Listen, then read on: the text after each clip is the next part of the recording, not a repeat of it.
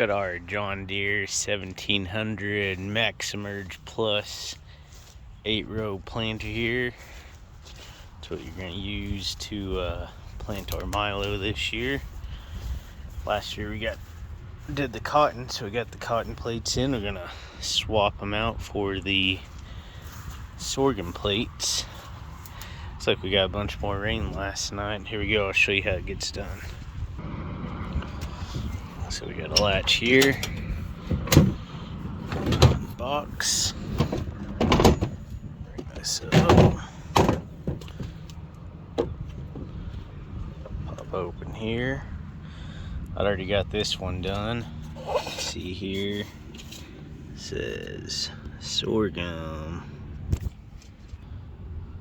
Right there, Milo. We gotta trade these things out. It's a vacuum blocker to help push the seed out down into the seed tube. Just loosen that up just a little bit. Looks like they'll slide over, pop out. Here's a style we're going with. Has a roller. Seems to fit perfect just into those as it goes around. Had to back that screw out a little bit more. This one's quite a bit thicker. Tighten it up. Snug it in there.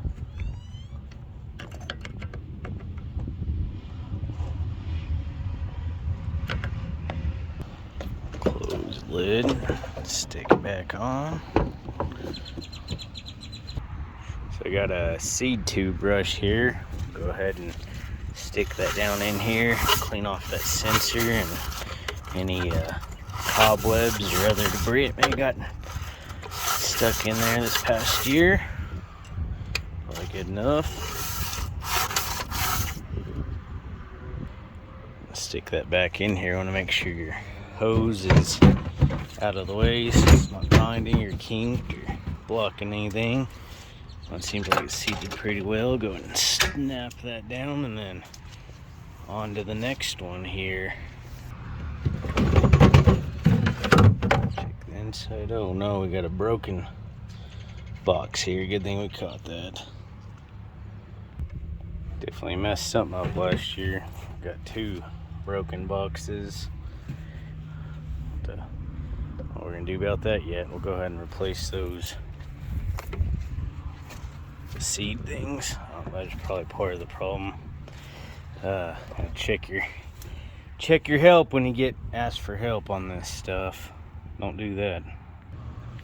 I brought somebody with me one day to clean out these boxes, the cotton that was left in them, and looks like they pushed down on that seed tube. I'm sure that's not gonna be cheap. Excuse me, that's not your seed tube, that's your vacuum line that runs right there. It's a shame. But it happens.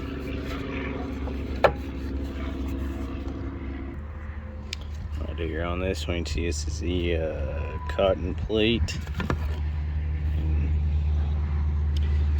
The reason we got these holes filled up is for our area, we got a whole lot lower planting rate than what these plates would allow for. So I filled some of those without trying to find any different ones.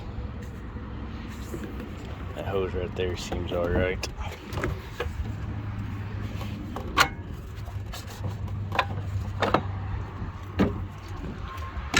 A lot of dust. Didn't get cleaned out that well. I had to go back to that number 7 and put that vacuum breaker. Oh, y'all tell me the technical name for it. On, forgot it when we were there. Okay, so I figured out a problem why that wasn't going. I believe that thing needs to be lined up or aligned together. Kind of hard to do this with the phone in hand. Here we go though. It started. I set it down again. Pop. get our vacuum line here. Change this one out. Clean this seed tube out. Pretty dusty. Okay, so I went and backtracked a little bit. We were on 6 over there, but I realized we need to go ahead and spray these chains down. They were getting a little bit rusty. Got our John Deere chain and cable lubricant here. Give them a good dousing all the way around. Okay, so we got all lubed up pretty well there. Something else just noticed as we're working on this, there's a chance I may have a spare from last year, but our tensioner is busted up here this spring. Isn't working like it should. We'll have to get that replaced before we get to planting. Something else I just want to point out while we're here, this is our drive chain and our drive wheel. It turns that front sprocket, which in turn turns this.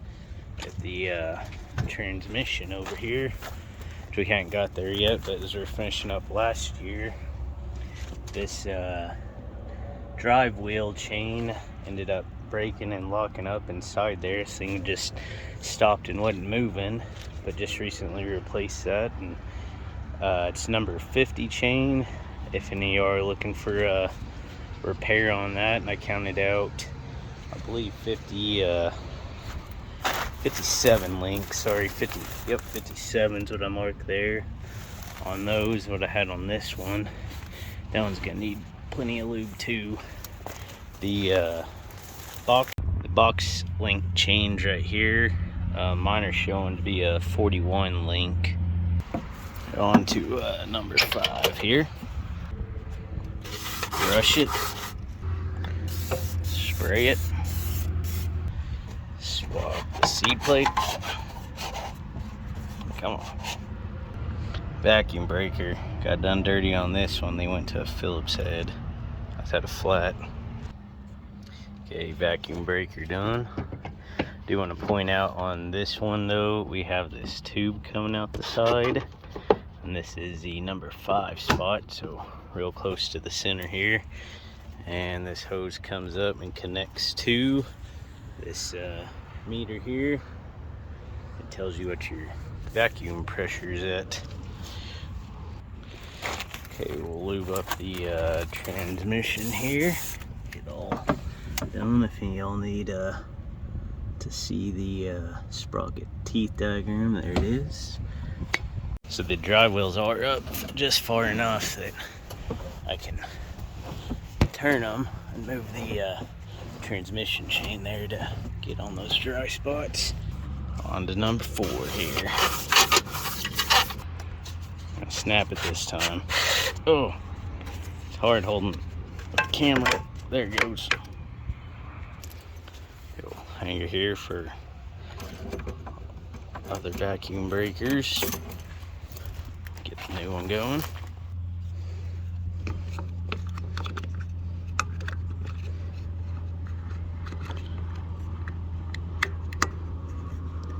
Really gotta take those screws out pretty far.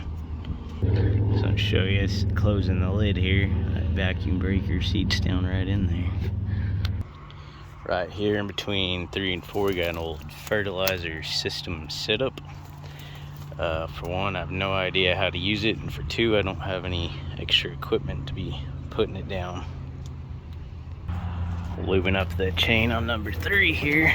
Let's see, turns the getting a twofer out of this real close, get them both lubed up real nice. Okay, number 3 complete. I have determined that the screw on that vacuum breaker is a number 1 Phillips. Oh, actually that's a star drive. I wonder it's been so tough. Live and you learn. Okay, so all I got's a T10.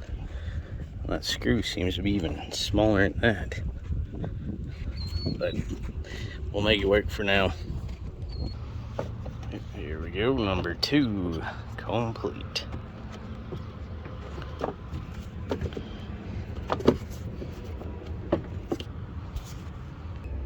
Well, it's hot, but it's not that hot. There really is 3 different screw heads on this thing.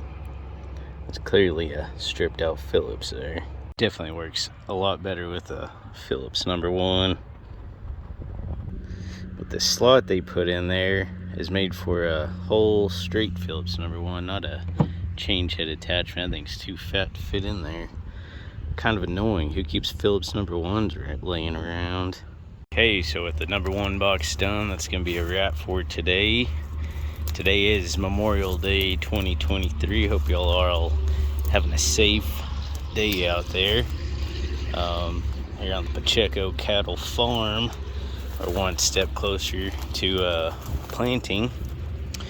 I do want to point out, I learned some lessons today here. Make sure your vacuum hoses are out of the way when you're putting your seed boxes back in. That should be a given, but I do not blame anybody that has ever helped me in any way, shape, or form. This is my fault that it was just putting a little bit too much pressure on there and crack those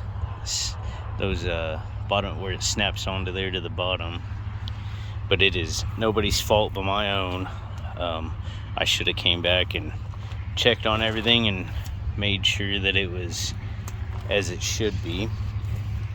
That's #1 lesson. Just make sure everything's around and going around as it should. #2, just check your spring tensioners, which we found we got one to replace, and make sure everything's lubed up. I would sure like it if y'all leave me some comments on anything you notice that I may be missing and could be doing things better. It's a great day. Hope to see you soon.